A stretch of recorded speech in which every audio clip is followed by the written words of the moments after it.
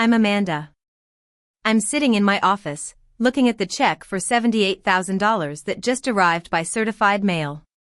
It represents the principal plus accrued interest on my 529 account, money that was rightfully mine but was taken by my mother years ago. The settlement from the lawsuit I filed against my parents feels like a bittersweet victory. It's not just about the money, it's about the truth finally coming to light. Let me take you back to the beginning. I grew up in a small town in Ohio. My parents, Robert and Linda, lived in a cozy two-story house on Maple Street. My father worked as a mechanic at a local auto shop, and my mother was a part-time librarian. They weren't wealthy, but they had a stable life. My grandmother, Helen, was the one who had the biggest influence on me. She lived in a little cottage on the outskirts of town. Every Sunday, she would invite me over for lunch. Her kitchen was filled with the smell of freshly baked pies and the warmth of a crackling fireplace. She had a knack for numbers and would teach me all sorts of things, like how to balance a checkbook and how to calculate discounts at the grocery store. "Numbers don't lie, Amanda," she would say, handing me her old calculator. "People might try to deceive you, but numbers will always tell the truth." She wrote a note on a piece of masking tape and stuck it inside the battery cover of the calculator. "For my Amanda, count everything. Trust the math." I was the studious one in the family. I got straight A's in school, was the captain of the debate team, and was on track to get into a top-tier college. My older sister, Lily, on the other hand, was more interested in having fun. She was popular, with a group of friends who were always up for a party. My parents had different expectations for us. They saw me as the responsible one, the one who could take care of herself. Lily, they thought, needed more support and guidance. After I graduated from high school, I was accepted into a great university with a partial scholarship. I was excited about my future, dreaming of becoming a doctor. But just a few days after graduation, my life took a turn for the worse. I was driving to a friend's house when a drunk driver ran a red light and crashed into my car. I woke up in the hospital, my lower back in excruciating pain. The doctor told me that I needed a spinal fusion surgery, which would cost around $15,000 out of pocket after insurance. I called my mother from the hospital bed. "Mom, I need your help. The surgery is going to cost $15,000, and I don't have enough money," I said, my voice trembling. There was a long silence on the other end of the line. "Honey, Lily's wedding is coming up. We've already spent a lot of money on the venue and the catering. We just can't afford to help you right now," she said, her voice sounding strained. I couldn't believe what I was hearing. I pleaded with her, telling her that I couldn't feel my left leg sometimes and that the longer we waited, the more nerve damage I would suffer. But her answer was firm. "You're young and strong, Amanda. You'll manage." Lily's wedding was a grand affair. It cost a whopping $135,000. The venue was a beautiful country club, the dress was a designer gown that cost $12,000, and there was a chocolate fountain that hardly anyone used. I attended the wedding in a cheap dress I bought online for $35, using a walker because I couldn't walk properly. As I sat at the back of the reception hall, watching my sister dance and celebrate, I couldn't help but calculate the cost of everything in my head. I felt like an outsider, like my pain and my needs didn't matter. After the wedding, it took me 5 long months to get Medicaid approval for my surgery. The surgery was successful, but the delay had caused additional nerve damage, and I had to go through 6 months of physical therapy instead of 3. I decided to leave my hometown and move to Chicago.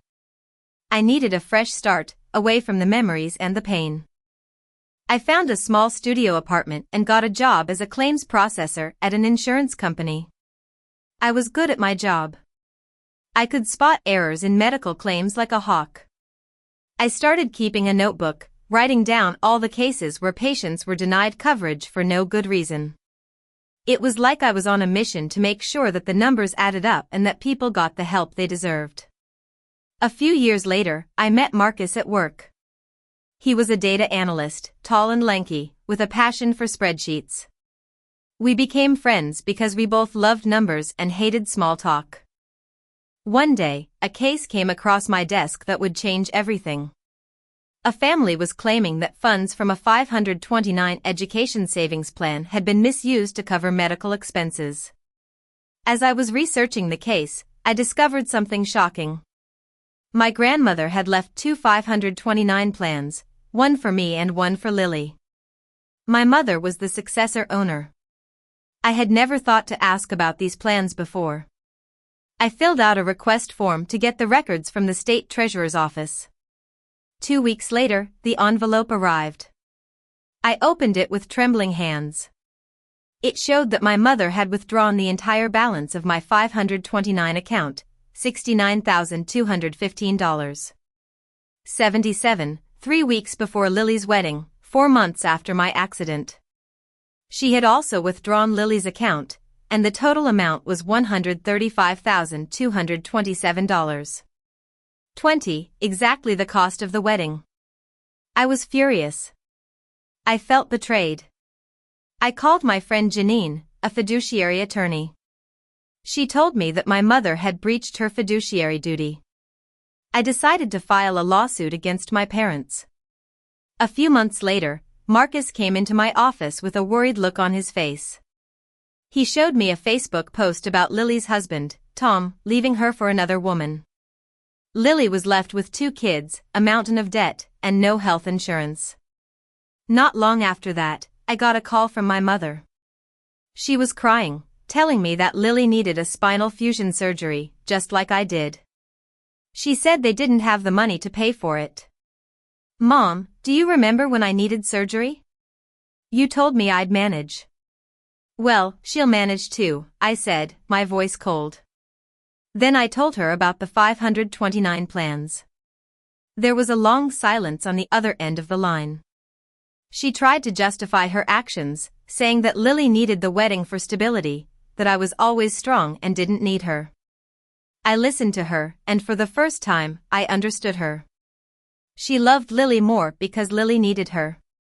But understanding didn't mean forgiving. I held my ground. I told her that I was auditing the books, just like Grandma Helen taught me. And I hung up the phone.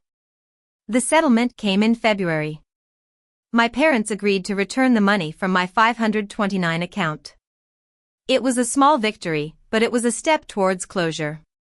Lily called me a few weeks later, apologizing for not knowing about the 529 plans. I believed her. I sent her a package with information on how to apply for Medicaid and find physical therapy clinics. I wanted to give her the map that I never had. My father sent me a handwritten letter, admitting that he was wrong and that he had kept every article about my company. It was a small sign that he cared, but it was something. I used the $78,000 to establish the Helen Education Fund, a scholarship for first-generation college students from families with financial hardship.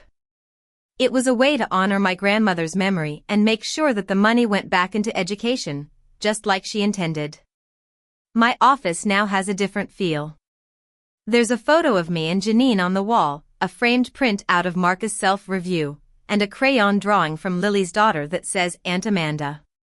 Dorothy's calculator sits on my desk, with new batteries and a glowing screen.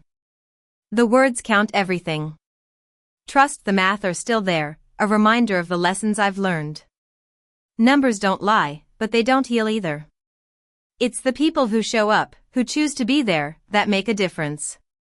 I've learned to let some people in, and I'm glad I did.